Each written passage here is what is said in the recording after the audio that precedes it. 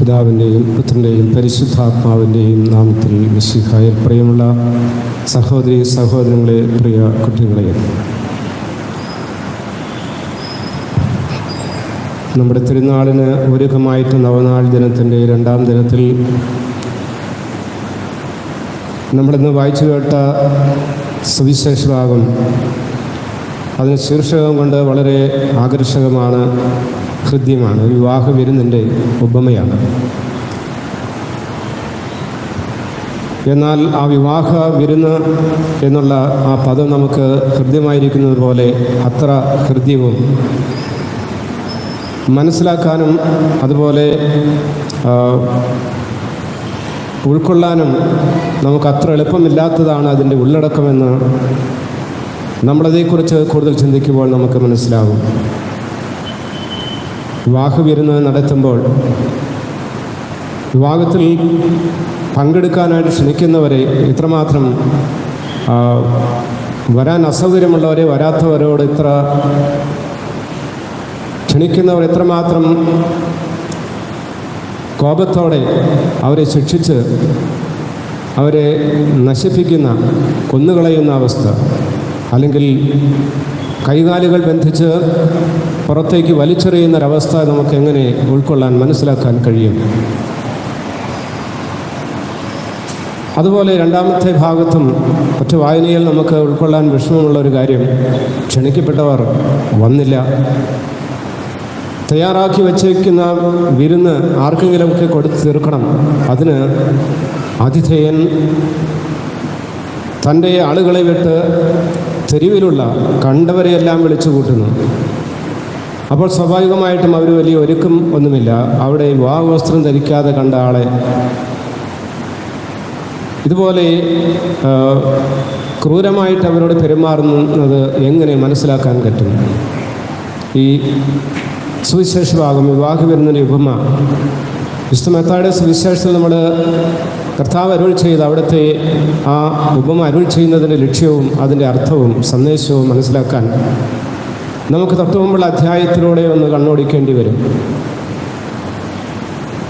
കർത്താവിൻ്റെ ആഘോഷപൂർവമായ ജെറുസലം പ്രവേശനം, ഓശാന തിരുനാൾ, അതിന് തൊട്ടും പിന്നാലെ വരുന്ന 3 ഉപമകളുണ്ട്. ആ 3 ഉപമകളെക്കുറിച്ച് പറയുക ദ പാരബിൾസ് ഓഫ് ജഡ്ജ്മെൻറ്റ് എന്നാണ്, വിധിയെക്കുറിച്ചുള്ളതാണ്. ഒന്നാമത്തേത് 2 പുത്രന്മാരുടെ ഉപമയാണ്. കഴിഞ്ഞ ദിവസങ്ങളിൽ നമ്മളത് വായിച്ചു കേട്ടതാണ്. ഒരു പിതാവ് തൻ്റെ ഒരു മകനോട് പറയുന്നു, നീ എൻ്റെ മുന്തിരിത്തോട്ടത്തിലേക്ക് പോകുക. അവൻ പറഞ്ഞു, ഞാൻ പോകാം. പക്ഷെ അവൻ പോയില്ല. 2-ാമത്തവനോട് പറഞ്ഞു, ഇതുപോലെ തന്നെ, നീ എൻ്റെ മുന്തിരിത്തോട്ടത്തിലേക്ക് പോകുക. അവൻ പറഞ്ഞു, എനിക്ക് മനസ്സില്ല. പക്ഷേ നമുക്കറിയാം, ആ ഉപമയിൽ പോകാമെന്ന് പറഞ്ഞവൻ പോയില്ല, എനിക്ക് മനസ്സില്ല എന്ന് പറഞ്ഞവൻ പോയി. കർത്താവ് ചോദിക്കുന്നുണ്ട്, ഇവരിൽ ആരാണ് പിതാവിൻ്റെ ഇഷ്ടം നിറവേറ്റിയത്? 2-ാമെന്നത് വളരെ എവിഡൻ്റാണ്. കർത്താവ് ആ ഉപമയിൽ ഉദ്ദേശിച്ചത് എന്താണ്? ഈ ഓശാനയുടെ സാഹചര്യം ഞാൻ പറയുകയുണ്ടായി. ജെറുസലം പ്രവേശനം, അതിൻ്റെ അവസരത്തിൽ എന്താ അവിടെ സംഭവിച്ചത്? ജനക്കൂട്ടം മുഴുവൻ കർത്താവെ രക്ഷിക്കണമേ എന്നുള്ള അവരുടെ ആ രോദനം ഒരു ഗീതമായിട്ട്, ഒരു ആർപ്പുവിളിയായിട്ട് അവിടുത്തെ ആഘോഷപൂർവമായിട്ട് ജെറുസലം ദേവാലയത്തിലേക്ക് സ്വീകരിക്കുകയാണ്, ആനയിക്കുകയാണ്. എന്നാൽ ആബാലവൃദ്ധ ജനങ്ങൾ, കുട്ടികൾ പോലും അത് ഏറ്റുപാടി അവിടുത്തെ സ്വീകരിച്ചപ്പോൾ ഒരു വിഭാഗം അതിനെ ചോദ്യം ചെയ്തു, എതിർത്തു. അത് അവിടുത്തെ പ്രതിയോഗികളാണ്, ജനപ്രമാണികളും പുരോഹിത പ്രമുഖരും ഫരിസയരുമൊക്കെ. അപ്പോൾ ഇവരെ ഉദ്ദേശിച്ചുകൊണ്ടാണ് 2 പുത്രന്മാരുടെ ഉപമയിൽ കർത്താവ് ആദ്യത്തെ പുത്രനെക്കുറിച്ച് പറയുന്നത്. ഞങ്ങൾ പോകാമെന്ന് പറഞ്ഞു എന്ന് വെച്ചാൽ ദൈവത്തിന് സ്വീകാര്യരാണ്, രക്ഷയുടെ അവകാശികളാണെന്ന് ധരിച്ചിരുന്നവരാണ് ആദ്യത്തെ 2 പുത്രന്മാരിൽ ആദ്യത്തെ ആൾ പ്രതിനിധാനം ചെയ്യുന്നത്. സംഭവിച്ചത് നമുക്കറിയാം. അവർ യേശുവിനെ, ദൈവത്തിൻ്റെ പുത്രൻ, അവരുടെ മുമ്പിൽ അവതരിച്ച് രക്ഷയുടെ വചസ്സുകൾ, രക്ഷയുടെ സന്ദേശം, ദൈവരാജ്യ സന്ദേശം അവരുടെ മുമ്പിൽ അറിയിക്കുമ്പോൾ തിരസ്കരിച്ചു. അപ്പോൾ അവർ ദൈവരാജ്യത്തിനും രക്ഷയ്ക്കും പുറത്തുനിന്ന് അവർ കരുതിയിരുന്ന ചുങ്കക്കാരും പാപികളും അവിടുത്തെ വിശ്വസിച്ച് പാപങ്ങൾ ഏറ്റുപറഞ്ഞ് അവിടുത്തെ സ്വീകരിച്ചപ്പോൾ അവർ രക്ഷിക്കപ്പെട്ടു, അവർക്ക് രക്ഷ ലഭ്യമായി. ഏതാണ്ട് സമാനമായ ഒരു സന്ദേശമാണ് തുടർന്നുള്ള ഉപമയിൽ.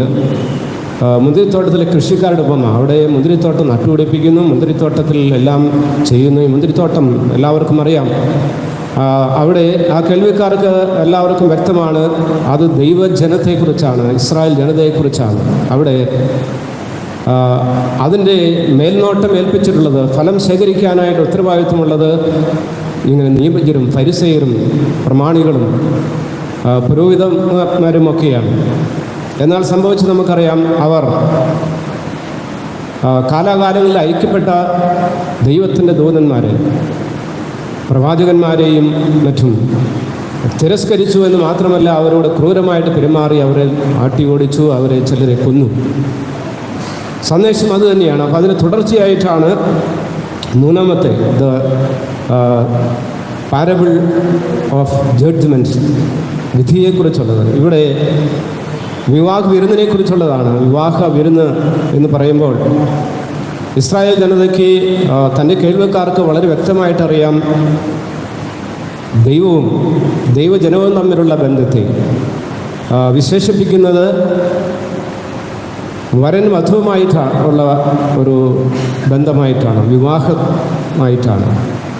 ദൈവരാജ്യത്തെ കുറിച്ച് പ്രതിപാദിക്കുന്നത് അത് വിരുന്നിൻ്റെ സാഹചര്യമായിട്ടാണ്. ആ വിരുന്ന് എല്ലാവർക്കും സാർവത്രികമായിട്ട് ആ വിരുന്നിലേക്ക് എല്ലാവരും ക്ഷണിക്കപ്പെടുന്നുണ്ട്. എന്നാൽ ഇവിടെ പ്രത്യേകമായി ക്ഷണിക്കപ്പെട്ടവർ അത് സ്വീകരിക്കാതെ മാറി നിൽക്കുന്നു, തിരസ്കരിക്കുന്നു. ഇവിടെയും മൂന്നാമത്തെ ഉപമയിലും സന്ദേശം വ്യക്തമാണ്. അത് ഇസ്രായേൽ ജനത, യഹൂദർ, അവിടുത്തെ തിരസ്കരിച്ചവരെക്കുറിച്ചാണ്. എന്നാൽ വഴിക്കവലയിൽ കണ്ട എല്ലാത്തരം ആളുകളെയും പിന്നീട് ആ വിരുന്നിലേക്ക് ക്ഷണിക്കുകയാണ്. ഇവിടെ ആദ്യം ക്ഷണിച്ചവർ ഇസ്രായേൽ അല്ലെങ്കിൽ യഹൂദ സമൂഹമായും, പിന്നീട് കടന്നു വന്നവർ യേശുവിനെ വിശ്വസിച്ച് അവിടുത്തെ വചസ്സുകൾ ഉൾക്കൊണ്ട് ദൈവവിശ്വാസത്തിലേക്ക് കടന്നു വന്ന സഭാ സമൂഹമായിട്ടാണ് വിവക്ഷിക്കപ്പെടുന്നത്. അപ്പോൾ ദൈവരാജ്യം അത് സാർവത്രികമായി എല്ലാവർക്കും ഉള്ളതാണെന്ന് പറയുമ്പോൾ രണ്ടാം ഭാഗത്ത് നമ്മെ ചിന്തിപ്പിക്കുന്ന മറ്റൊരു കാര്യമുണ്ട്. ഈ വിവാഹ വിരുന്നിലേക്ക് രണ്ടാമത് ഒടുവിൽ ക്ഷണിച്ചവരെ കടന്നു വന്നു, നല്ല കാര്യം. പക്ഷേ ആ കടന്നു വന്നവർക്ക് വെറുതെ അങ്ങ് കടന്നു വരാൻ പാടില്ല. അതിനുള്ള യോഗ്യത, വിവാഹ വിരുന്നിൽ പങ്കെടുക്കാനായിട്ട് യോഗ്യത നേടണം. ഇതിന് പശ്ചാത്തലം മനസ്സിലാക്കാനായിട്ട് പലസ്തീനായിലെ വിവാഹത്തിൻ്റെ സാഹചര്യങ്ങൾ പശ്ചാത്തലം നമുക്ക് തിരിച്ചറിയണം. വിവാഹത്തിലേക്ക് ക്ഷണിക്കപ്പെടുമ്പോൾ പ്രമുഖമായിട്ടുള്ള ആ വിരുന്നുകളിൽ പങ്കെടുക്കാനായിട്ടുള്ള വിവാഹ വസ്ത്രം അവിടെ ലഭ്യമാണ്. അത് ധരിച്ചിട്ട് വേണം ആ വിവാഹ വിരുന്നിലേക്ക് കടന്നു വരാനായിട്ട്. അതവിടെ ലഭ്യമാണ്. എന്നിട്ടാണ് അത് ധരിക്കാതെ കടന്നു വന്ന ആൾ, അപ്പോൾ തീർച്ചയായിട്ടും ആ വിവാഹ വസ്ത്രം, അതിന് യോഗ്യത നേടുക എന്നുള്ളത് അവിടെ സൗകര്യം ലഭ്യമായിരുന്നിട്ടത് സ്വീകരിക്കാതിരുന്നത് തന്നെയാണ്. അതാണ് ഇവിടുത്തെ കുറ്റമെന്നും തിരിച്ചറിയുന്നത്. അപ്പോൾ നാം ചിന്തിക്കേണ്ടത് എന്താണ് ആ വിവാഹ വസ്ത്രം? ദൈവരാജ്യത്തിന് നമ്മെ അർഹരാക്കുന്ന ആ യോഗ്യത എന്താണ്? അത് വളരെ വ്യക്തമായിട്ട് ഇന്നത്തെ ആദ്യത്തെ വായനയിൽ വിശുദ്ധ യോഹന്നാൻ്റെ വെളിപാടിൻ്റെ വിവരണത്തിൽ നമ്മൾ ശ്രദ്ധിക്കുകയുണ്ടായി. അവസാനത്തെ വാക്യത്തിൽ ഈ വിവാഹ വസ്ത്രം എന്നത് വിശുദ്ധരുടെ സൽപ്രവർത്തികളാണ്. പൗലോസ് ശ്ലീഹ പിന്നീട് അതിനെ വിശേഷിപ്പിക്കുന്നുണ്ട്. സൗമ്യത, വിനയം തുടങ്ങിയ ഗുണങ്ങളായിട്ട്. പിന്നീടും അദ്ദേഹം മറ്റൊരു ലേഖനത്തിൽ കൂടുതൽ വ്യക്തമാക്കുന്നുണ്ട് സത്യവും നീതിയും.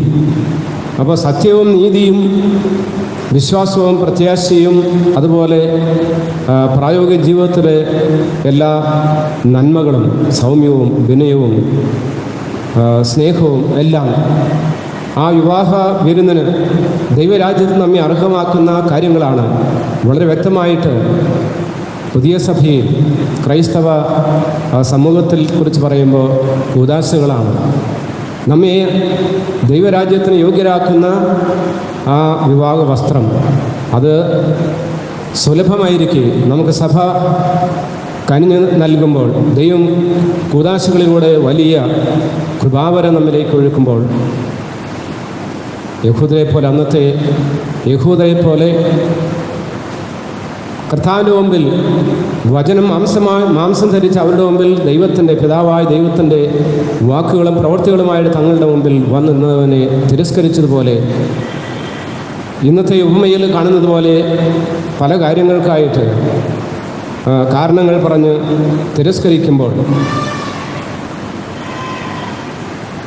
ഒരുവൻ വയലിലേക്ക് മറ്റൊരുവൻ വയലിൽ പോകുന്നത് വ്യാപാരത്തിന് പോകുന്നതൊന്നും കുഴപ്പമുള്ള കാര്യങ്ങളല്ല. പക്ഷേ ദൈവരാജ്യത്തിന് അർഹമായിട്ടുള്ള മുൻഗണന കൊടുക്കുക, പ്രാധാന്യം കൊടുക്കുക എന്നുള്ളതാണ് നമുക്ക് ആത്മശോധന ചെയ്യേണ്ട കാര്യമാണ്.